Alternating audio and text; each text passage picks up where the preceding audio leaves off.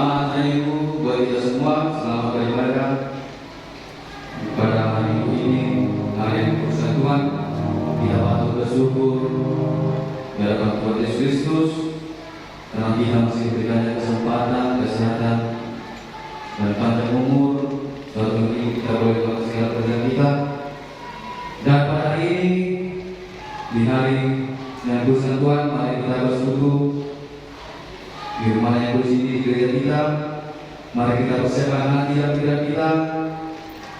Mari kita berdoa, menyerahkan segala kehidupan kita dan ibadah kita pada hari ini. Saat itu kita mulai.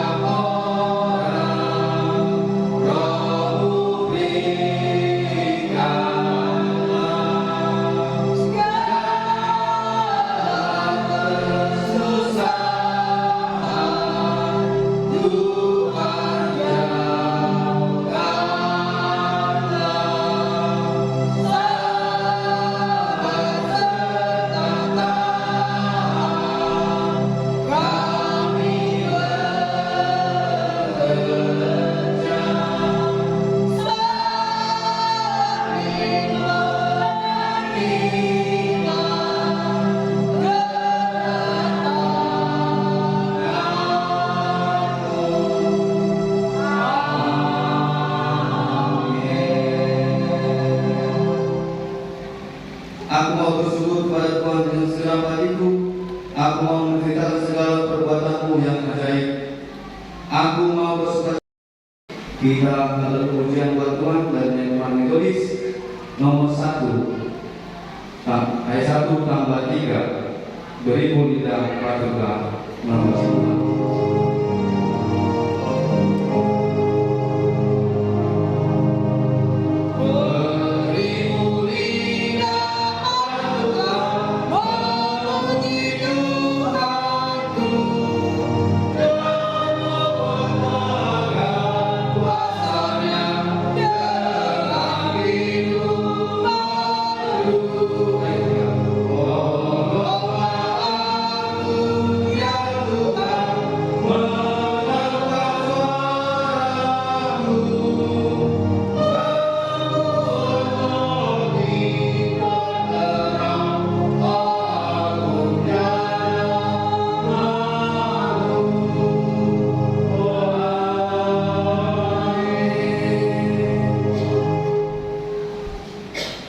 Bapak Ibu saudara terkasih, kalau kita melihat segala sesuatu yang telah kita perbuat di hadapan Tuhan dan sama kita baik oleh hati dan pikiran atau perbuatan kita telah melakukan dosa dan salah di hadapan Tuhan. Oleh karena itu, Bapak Ibu, mari kita menenangkan hati dan mengaku segala dosa-dosa kita di hadapan Tuhan. Mari kita sama-sama mengucapkan doa pengakuan dosa dalam doa perkenanan. Bapa kami yang ada di surga, dengan kasih-Mu Engkau telah menjadikan kami, dan dengan kasih-Mu Engkau telah menjaga kami, dan dengan kasih-Mu Engkau juga hendak menjadikan kami sempurna. Dengan rendah hati kami mengaku bahwa kami tidak mengasihi-Mu dengan segenap hati, roh, jiwa, dan seluruh tenaga kami. Kami juga tidak mengasihi sama kami manusia. Sebagaimana Kristus telah mengasihi kami, memang Engkau di dalam kami, tetapi nafsu kami telah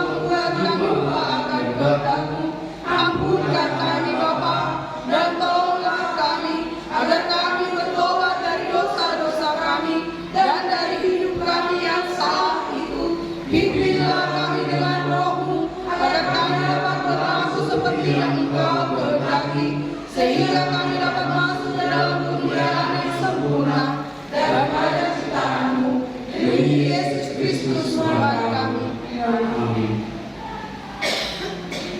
Kita masih berdua dalam hati kita, menyerahkan segala umat kita dan mohon ampun di hadapan Tuhan.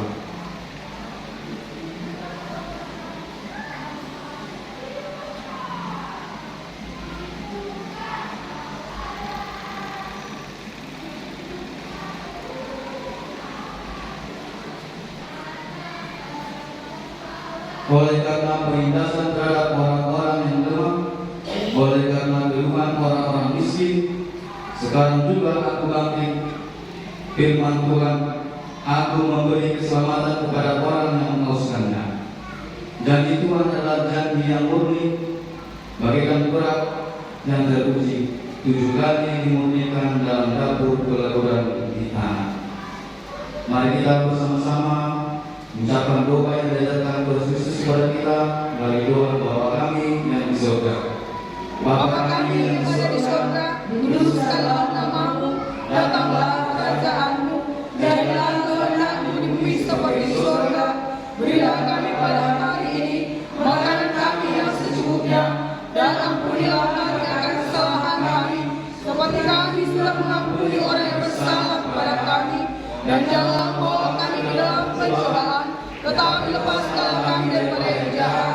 Karena Engkau yang punya kerajaan dan kuasa dan kemuliaan sampai selama-lamanya.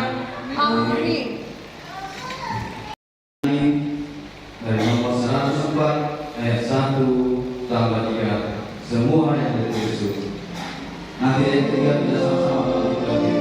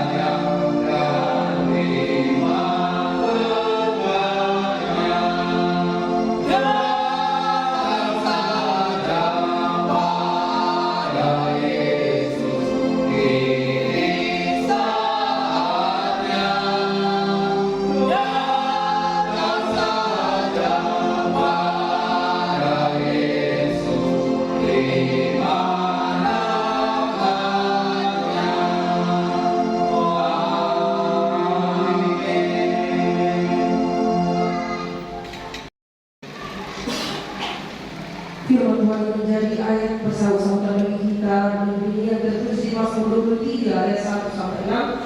Seperti biasa kita membaca secara bersama-sama dari ayat terakhir. Kita membacakan secara bersama-sama. Saya memulai yang pertama. Berilah firman Tuhan.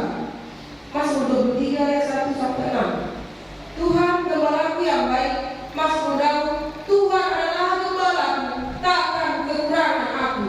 Dia memberikan aku di padang yang berbukit hijau. Dia membimbing aku ke layar yang benar. Ia menyegarkan jiwaku. Ia menuntun aku di jalan yang benar oleh karena namanya. Sekalipun aku berjalan dalam lembah kegelapan, aku tidak takut bahaya, sebab Engkau besertaku. Gadamu dan tongkatmu, itulah yang menghibur aku. Engkau menyediakan hidangan bagiku di hadapan lawanku. Engkau mengurapi kepalaku dengan minyak, pun aku penuh, tiada aku penuh melimpah kita bersama Imam.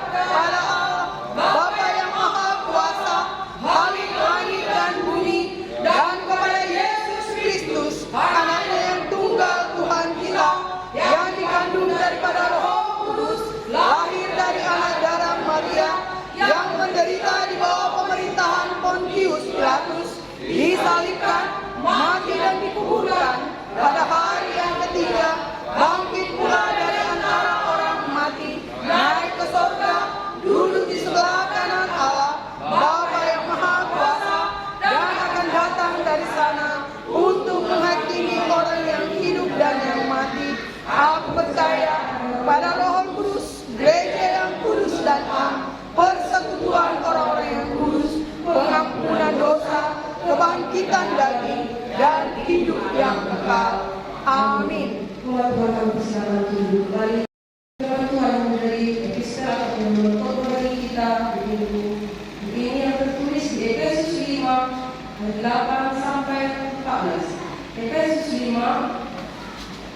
ayat 8 sampai 14. Saya akan membacakannya untuk kita semuanya. Hidup sebagai anak terang adalah firman Tuhan. Memang dahulu kamu adalah kegelapan, tetapi sekarang kamu adalah terang di dalam Tuhan. Sebab itu hiduplah sebagai anak-anak terang, karena terang hanya berbuahkan kebaikan dan keadilan dan kebenaran. Dan tuhilah apa yang berkenan kepada Tuhan. Janganlah turut mengambil bagian dalam perbuatan-perbuatan kegelapan yang tidak berbuahkan apa-apa, tetapi sebaliknya teladanilah perbuatan-perbuatan itu. Sebab menyebutkan saja pun apa yang dibuat oleh mereka di tempat-tempat yang tersembunyi telah memalukan. Tetapi segala sesuatu yang sudah ditelanjangi oleh terang itu menjadi nampak, sebab semua yang nampak adalah terang. Itulah sebabnya dikatakan, bangunlah hai kamu yang tidur, dan bangkitlah dari antara orang mati, dan Kristus akan bercahaya atas kamu. Karena sampai demikian teman-teman saudara, kita berdoa. Ya Tuhan, ajar kami dapat melakukan sesuai dengan firman-Mu. Amin. Amin. Di gereja ini dalam satu minggu ini, semoga Tuhan memberkati kehidupan kita semuanya. Amin. Kita akan berdoa sepakat sebelumnya kita berpujian buat Tuhan dari nyanyian Roh Metodis nomor 275 ayat 1 sampai 2. Ingat akan nama Yesus dan dengan saat. Indah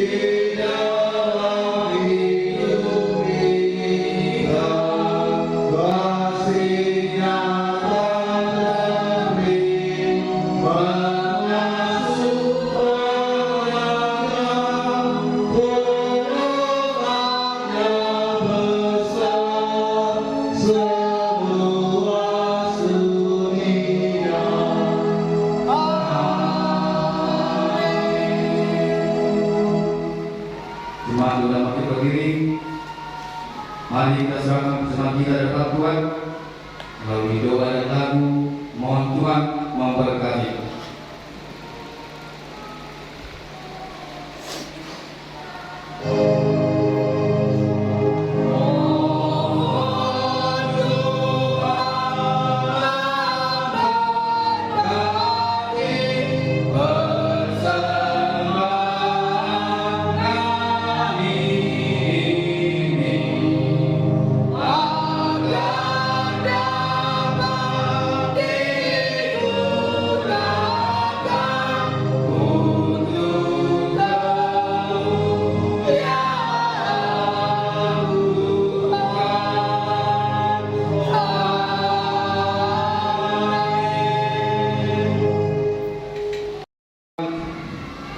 Dari nomor 282 ayat 1 tambah 3, tinggal sertaku. Nanti ayat 3 kita baca bersama.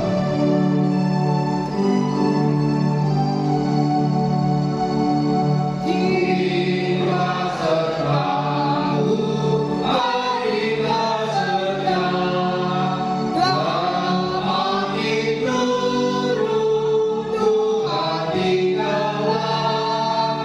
Lain pertolongan tiada bertemu, Maha Pengasih tinggal sertaku. Oh, aku berdoa di kau tiap jam, dalam cobaan kaulah ku menang. Siapa penuntut yang setaramu, Maryam dan malam tinggal sertaku. Amin. Yohanes 9 ayat 1 sampai 41. Apabila sudah diketemukan, mari kita katakan amin. Baik, kita akan membaca secara bergantian. Ayat yang pertama kaum bapak, ayat yang kedua kaum ibu, dan di ayat yang terakhir kita bersama-sama membacakan. Demikian firman Tuhan, orang yang buta sejak lahirnya. Dia melihat seorang yang buta sejak lahirnya. Murid-muridnya bertanya kepadanya, "Rabi, siapakah yang berbuat dosa? Orang ini sendiri atau orang tuanya? Sehingga ia dilahirkan buta?" Jawab Yesus, bukan dia dan bukan juga orang tuanya, tetapi karena kehendak Allah harus menyatakan di dalam dia. Tidakkah kehendak dia yang mengutus aku, selalu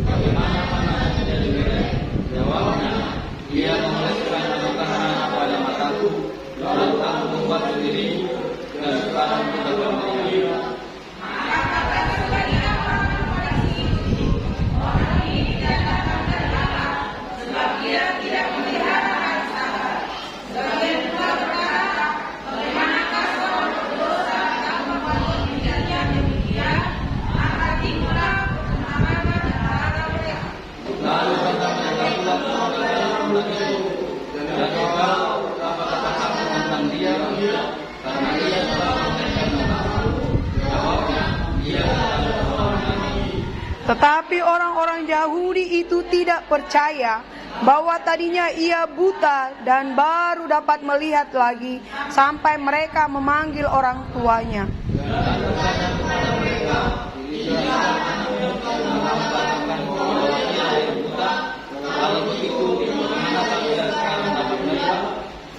Jawab orang tua itu, yang kami tahu ialah bahwa dia ini anak kami dan bahwa ia lahir buta.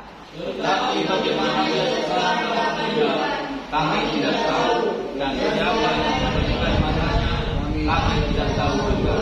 Hanya kepadanya sendiri, dia sudah dewasa, dia dapat berkata-kata untuk dirinya sendiri. Orang tuanya berkata demikian karena mereka takut kepada orang-orang Yahudi, sebab orang-orang Yahudi itu telah sepakat bahwa setiap orang yang mengaku dia sebagai Mesias akan dikucilkan.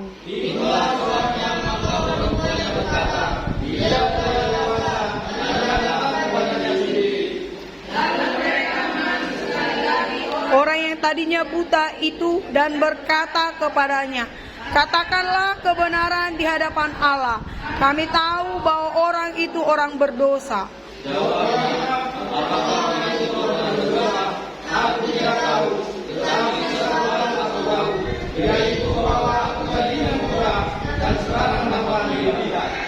Kata mereka kepadanya, "Apakah yang diperbuatnya padamu? Bagaimana ia memelekkan matamu?"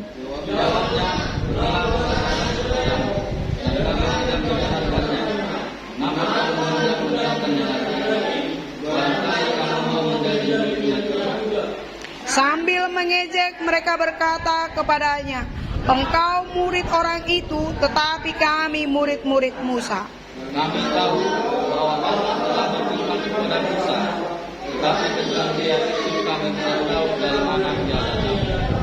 Jawab orang itu kepada mereka, "Aneh juga bahwa kamu tidak tahu dari mana ia datang, sedangkan ia telah memelekkan mata.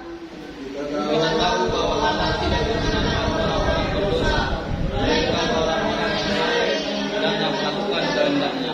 Dari dahulu sampai sekarang tidak pernah terdengar bahwa ada orang yang memelekkan mata orang yang lahir buta." Jikalau orang tidak datang dari Allah, ia tidak dapat berbuat apa-apa. Jawab mereka, "Engkau ini lahir sama sekali dalam dosa, dan engkau hendak mengajar kami." Lalu mereka mengusir dia keluar. Yesus mendengar bahwa ia telah diusir keluar oleh mereka. Kemudian dia bertemu dengan dia dan berkata, "Percayakah engkau kepada Anak Manusia?" Jawabnya, "Siapakah dia, Tuhan, supaya aku percaya kepadanya?" Kata Yesus kepadanya, "Engkau bukan saja melihat dia, tetapi dia yang sudah berkata-kata dengan engkau." Katanya, "Aku percaya, Tuhan." Lalu ia sujud menyembahnya. Kata Yesus, "Katakan kepada dia supaya barang siapa yang tidak melihat dapat melihat, dan supaya barang siapa yang dapat melihat menjadi buta." Kata-kata itu didengar oleh beberapa orang Farisi yang berada di situ, dan mereka berkata kepadanya, "Apakah itu berarti bahwa kami juga buta?" Jawab Yesus kepada mereka, "Sekiranya kamu buta, kamu tidak berdosa. Tetapi karena kamu berkata, kami melihat, maka tetaplah dosamu." Amin. Amin. Sedemikian jauh pembacaan firman Tuhan. Saudaraku yang diberkati di dalam nama Yesus Kristus. Yang juga Tuhan merasa bosan. Ayo baca ini. Jadi pada sederhana. Mungkin kalau kita lihat konteks firman Tuhan dalam 1 tahun ini, mungkin ayat Tuhan firman Tuhan nari minggu dok sadari mana paling gajah. Amin. Tetapi firman Tuhan yang panjang bisa dipendekkan, yang pendek bisa dipanjangkan. Nama terbosan sejak mana dari situ dari ada harus pena. Bapak Ibu yang diberkati dalam nama Yesus Kristus, sebelum kita melihat kepada konteks firman Tuhan ini, ada sebuah gambaran. Ada seorang anak laki-laki yang berumur 8 tahun.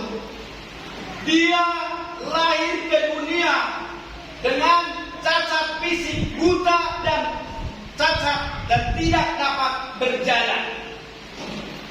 Nah, tetapi walaupun seperti itu anak itu, dia tidak berputus asa.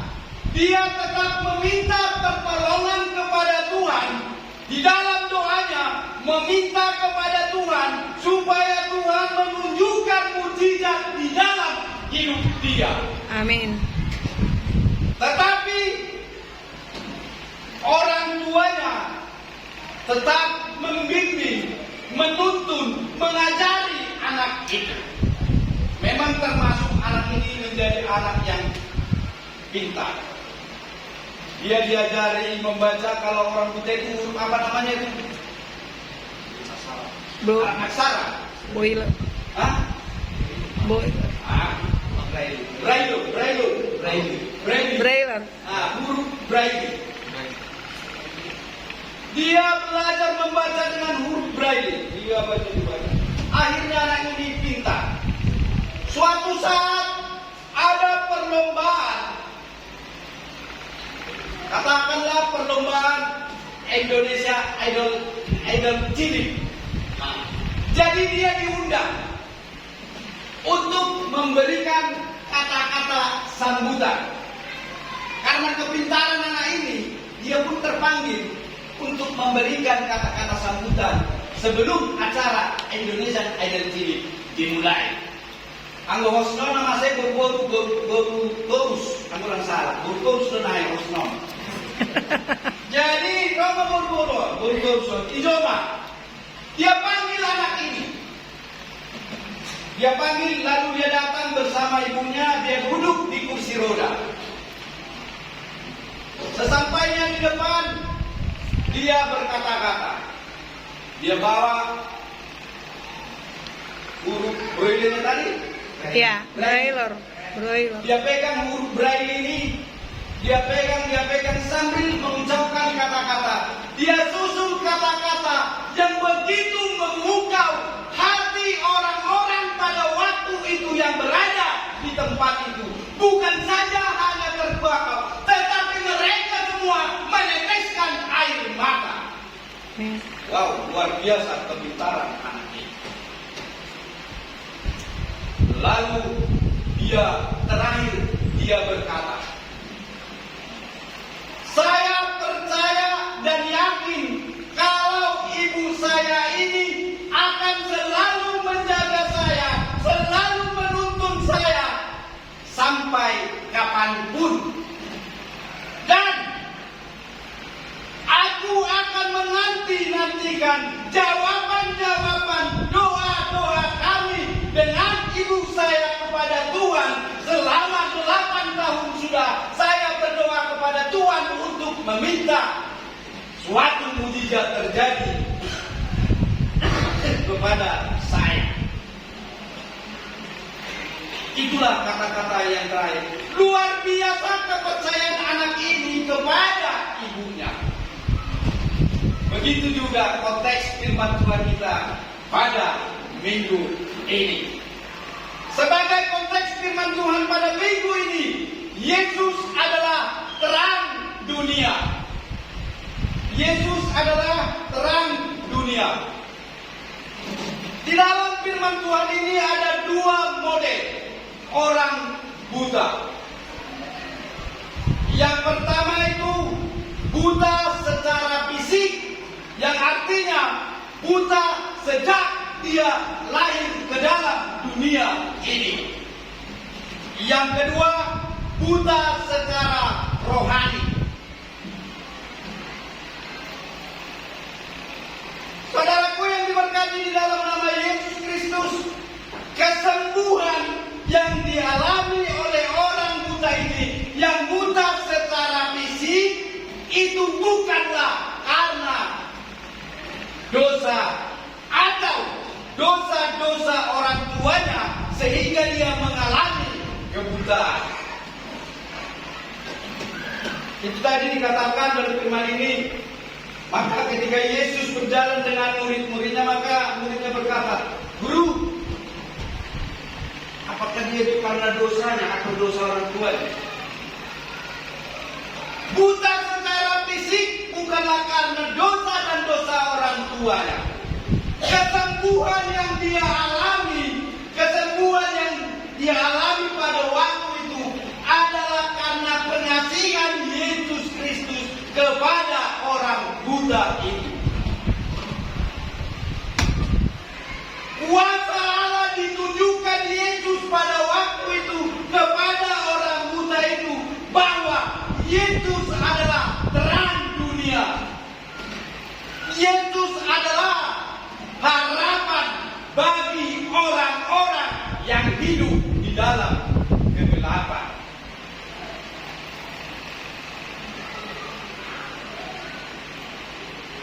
Itu dia harapannya. Makanya tadi saya katakan tadi dalam gambaran pertama, anak ini sampai 8 tahun pun masih buta. Harapan dia menunggu dan menunggu mujizat Tuhan terjadi di dalam hidupnya. Itu sama tadi seperti doa-doa yang baru kasih buat. Semua doa-doa saat yang disampaikan tadi itu adalah harapan dan permintaan kita kepada Tuhan supaya doa-doa kita semua dijawab oleh Tuhan. Amin. Apalagi doa yang baru hasil buat tadi tertuju kepada Inang Boru Mangusong, supaya kuasa Tuhan nyata di tengah-tengah kehidupan Inang Boru Mangusong. Amin. Segala penyakit dia angkat tanpa dia rasakan. Amin. Amin. Amin. Itu harapan kita. Nah, saudaraku yang diberkati, kita kembali kepada konteks firman Tuhan. Kesembuhan yang dialami oleh orang buta itu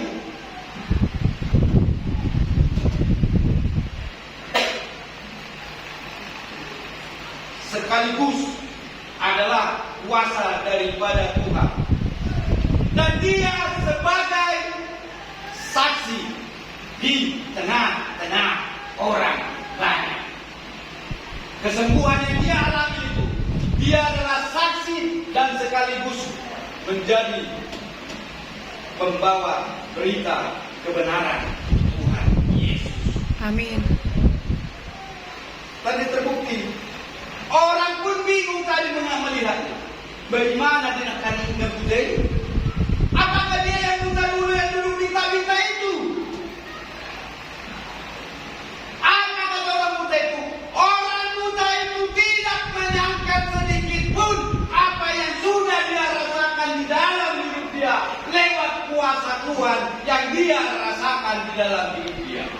Maka dia berkata, "Ya, itu saya pada waktu itu." Dia tidak menyangka. Dan saudara yang diberkati di dalam nama Yesus Kristus, kalau kita pikirkan dan kita renungkan di dalam hidup kita, dia orang buta secara fisik yang tidak dapat melihat dan tidak dapat mengenal siapapun itu. Bahkan orang yang menyembuhkan dia tidak kenal. Nah, tetapi ketika dia mengalami mujizat daripada Tuhan, kuasa Tuhan dia nyatakan di dalam hidupnya, dia tidak mau menyangkal daripada Yesus. Dia menjadi saksi. Bahkan orang buta itu dibawa oleh orang-orang Farisi. Bukan cukup sampai di situ, dia juga memanggil orang tuanya. Wow, luar biasa orang Farisi. Luar biasa. Seolah-olah ajaran dan agama mereka itu yang benar. Memang betul Bapak Ibu yang diberkati di dalam nama Yesus Kristus, menurut ajaran agama orang-orang Yahudi. Kenapa orang-orang Farisi tidak percaya apa yang sudah dilakukan Yesus pada waktu itu? Karena orang Farisi berkata, itu adalah orang yang berdosa. Tidak mungkin dia melakukan ini pekerjaan ini karena ini adalah hari Sabat.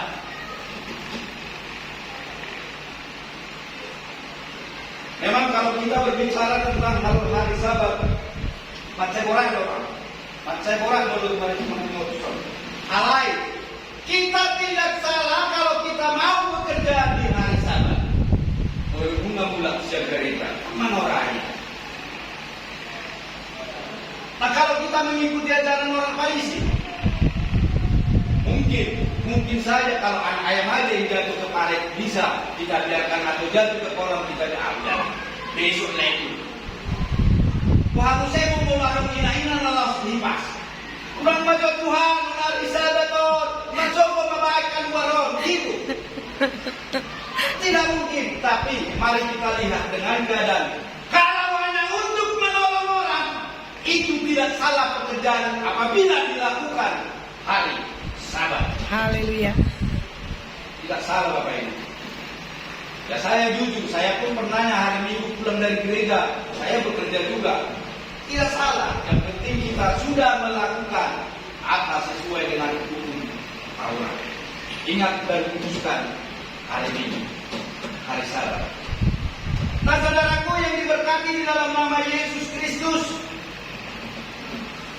Yang kedua, buta secara fisik.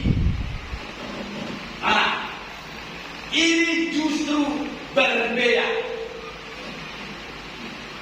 Orang-orang Farisi yang layaknya memiliki mata seperti yang dimiliki oleh orang banyak, tetapi orang-orang Farisi buta akan rohaninya. Kenapa kita katakan buta akan kerohaniannya?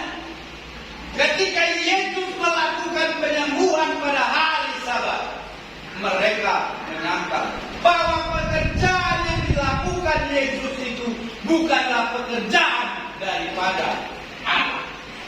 Sementara Yesus sudah menunjukkan apa yang sudah dia lakukan nyata di hadapan orang-orang Farisi, tetapi orang-orang Farisi tetap menunjukkan hati kemudaan rohani.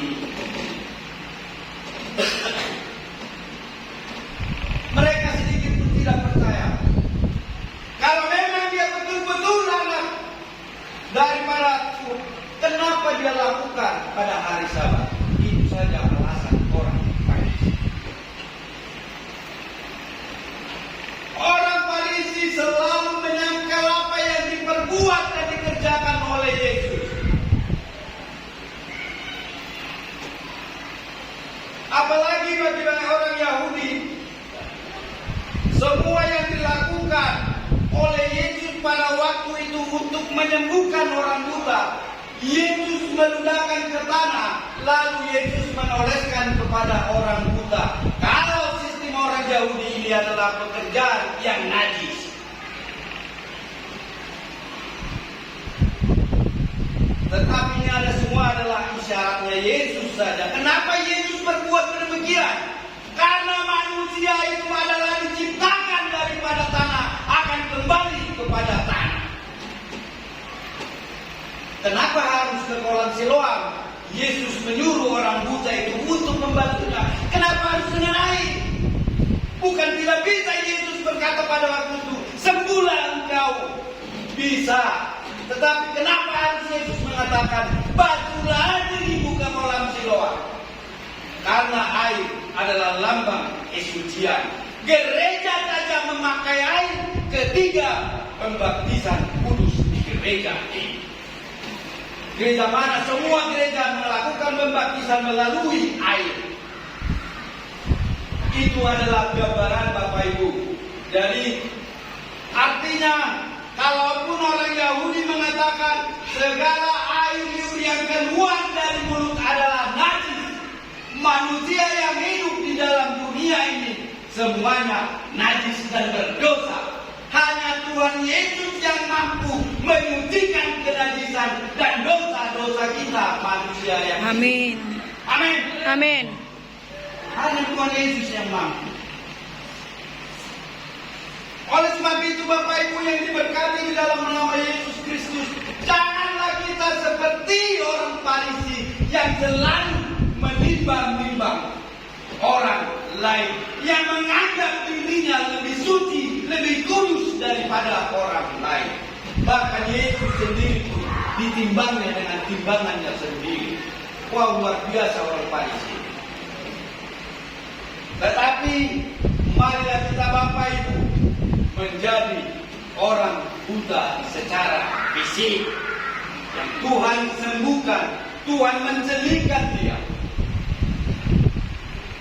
Bisa kita bayangkan Bapak Ibu, ketika orang buta itu dia sembuhkan, Yesus sembuhkan, Yesus membuat dia menjadi celik matanya. Ketika Yesus menyuruh dia ke kolam Siloam, jelas-jelas kalau orang buta itu kesembuhan matanya belum total sembuh. Tetapi apa? Karena hati nurani dan iman dia akan perintah Yesus, dia mau pergi ke kolam Siloam. Amin. Hati dan iman dialah yang menuntun dia ke kolam Siloam. Melalui firman Tuhan Bapak Ibu, di tengah-tengah persekutuan kita ini, marilah kita jadi seperti orang buta fisik yang mau menjadi saksi di tengah-tengah orang banyak dan menerima Yesus sebagai terang dunia di dalam hidup kita. Amin. Amin. Kalau kita merasa kehidupan kita ini ada sesuatu pergumulan, mari kita sampaikan ke dalam tangan pengasihan Yesus. Sama seperti respon surya kita tadi, Tuhan adalah gembalaku, takkan kekurangan aku. Amin. Luar biasa kata-kata firman Tuhan ini. Tuhan adalah gembalaku dan tidak kekurangan aku. Dapat manusia yang lebuni PWB, tiap langkahku dituntun oleh Tuhan. Amin. Wow, luar biasa gabungan firman Tuhan pada minggu ini. Karena nama katanya berjalan doh pada PWB, doh respon surya. Oh yang respon surya komplit dengan kerja biasa. Akhirnya nomor dalam doh sinyal ni berjalan doh PWB. Sampai berdua-dua hari. Olah lepas dia guru nak tengok. Ibu dah mula buat dengannya demi penonton Dawi nak. Alai boleh aja ni Tuhan. Dibatu dulu jadi tahanan Tuhan. Apalah sadarion nagami sada. Yuk pergi kita di tengah-tengah ni. Kamu Tuhan. Amin. Amin. Jadi melalui firman Tuhan Bapak Ibu pada minggu ini, jadilah kita seperti orang buta yang secara fisik mau menjadi saksi di tengah-tengah orang banyak. Ketika dia menerima berkat dan mujizat daripada Tuhan, buatkan jadilah terang sinar Tuhan bersinar di dalam hidup kita pribadi, lepas pribadi. Amin. Kita berdoa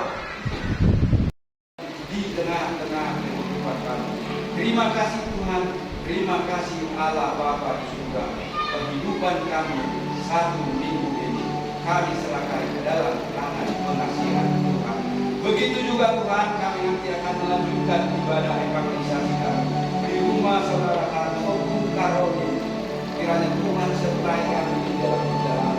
Tibakan kami di tempat saudara kami penuh dengan sukacita daripada Tuhan.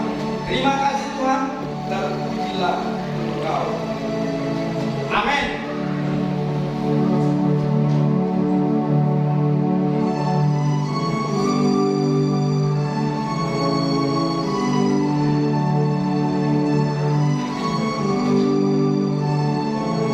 Baik Bapak Ibu, untuk meresponi firman Tuhan dan sekaligus kita menutup ibadah Minggu Raya kita, mari kita angkat pujian lagu rohani Metodis nomor 2.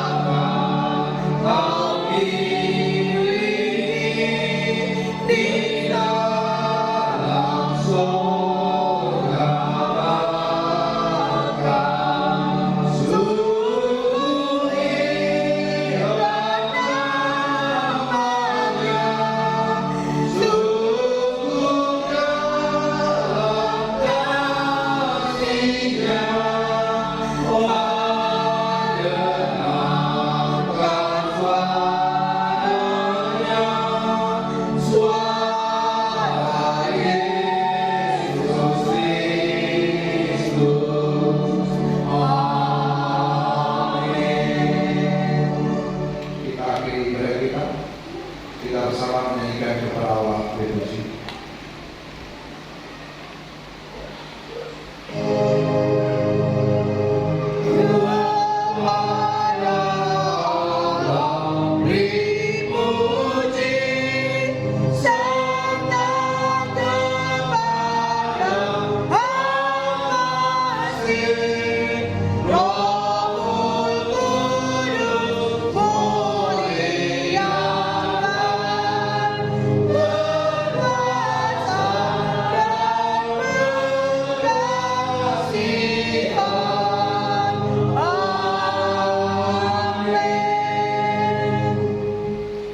Pulanglah dan terimalah berkat dari Tuhan. Kasih karunia dan damai sejahtera dari Allah Bapa kita dan dari anaknya Tuhan kita Yesus Kristus dan dalam persekutuan Roh Kudus kiranya memberkati kamu seluruhnya pada siang ini sampai kedatangan Yesus yang kedua kalinya. Amin.